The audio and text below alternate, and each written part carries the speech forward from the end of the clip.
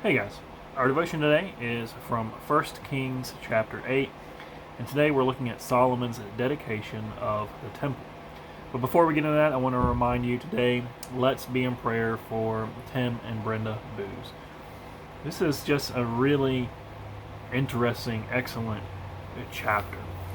The other day, Pastor Mike, or actually yesterday, was talking about how it was hard to see the beginning of Solomon, see how well he started, and know where he was going to end up, know how things were going to end with Solomon and his relationship with the Lord, how he was going to drift away from the Lord.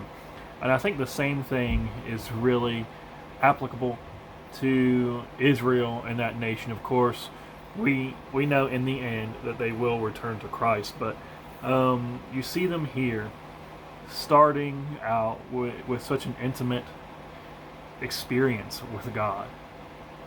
And we know, unfortunately, where they're going to go to. We know that in the end of the Old Testament, the Lord is going to end up having to bring them into captivity, to punish them in order to get them to return. I say that this is a beginning, but it's really not. We know that Israel has a long history before this point, but really this chapter does feel so much like a beginning. The temple is first being built. It's almost like a renewing of wedding vows. Solomon has this great prayer. It's a prayer of worship.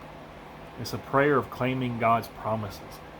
It's a prayer of dedicating the nation to live in a way that they know will be pleasing to God, to live up to the law that He's given them.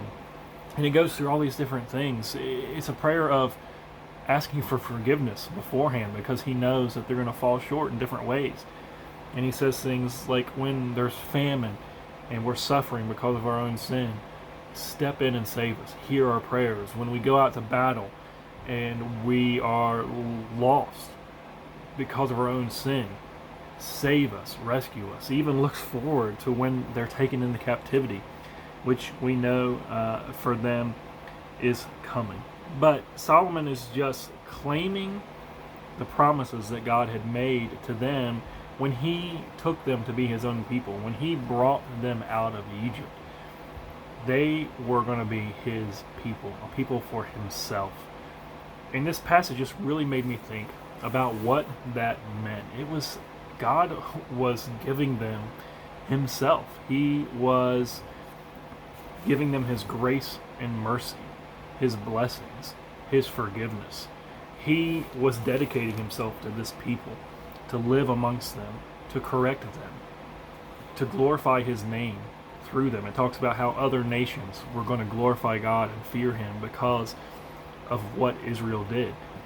And I think that's incredible. We think about these are God's chosen people. He's chosen them for himself, and he's going to have this intimate relationship with them. He's going to do all these things for them. He's going to interact with them. When they run away, he's going to pull them back. When they're disobedient, he's going to punish them and teach them about righteousness and teach them about truth. He's going to save them when they're in trouble. God didn't do this for any other nation. And I think it's just incredible for us to read this today, to see the attention that God gave Israel, because we understand this today through Jesus Christ, through David's lineage. This promise extends to us. God has chosen us. He has brought us into his family. He's adopted us. And we've become his people. And that stands for us today too. He gives us that same attention. We have that same intimate relationship with God. When we go astray, he corrects us. He teaches us about righteousness. When we're struggling because of our own sin, he's there to teach us, to lovingly correct us.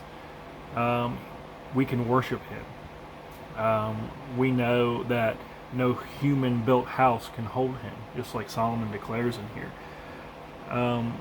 Other people learn about him. We glorify God's name through how we act, as Jesus acts through us. So I think there is just a lot to think about in this chapter and to be thankful and just to worship God about today, because of His goodness and His faithfulness and His willingness to choose a people for Himself, to do this, to initiate this intimate relationship. So I'm thankful for this passage today, and I pray that you guys are too. God bless you guys.